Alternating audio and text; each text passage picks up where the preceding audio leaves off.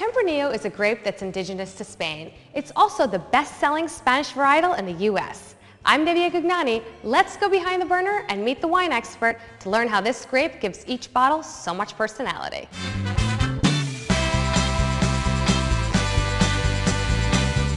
So I'm here with the president of Spanish Vines, Josh Hackler. Josh, the word Tempranillo comes from the Spanish word temprano, which means early.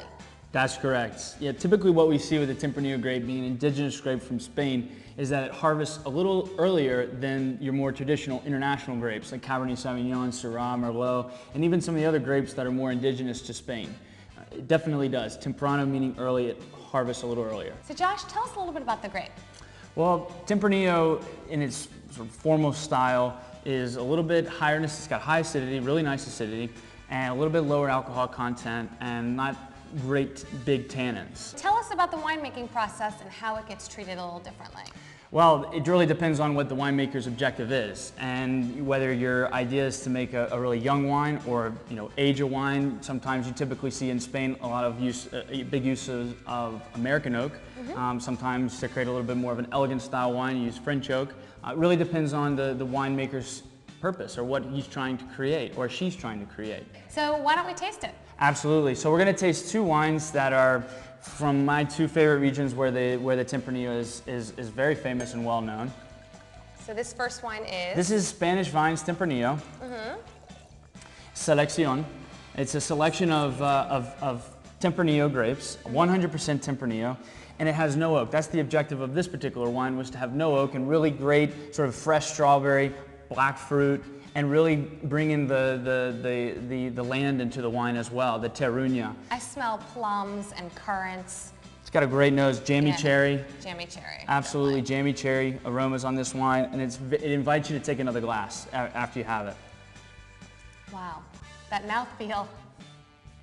Just sort of explosive cherry flavors, a little blackberry.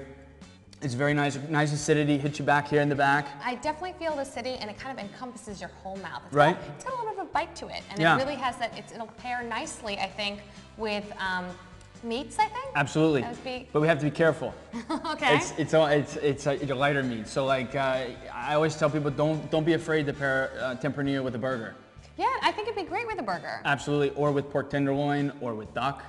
Duck is a great dish, a great accompanying dish. I would even do it with a swordfish or a salmon. Salmon salad's perfect as well. So, but yeah, this is just a great little everyday, and even don't be afraid to chill this wine a little bit.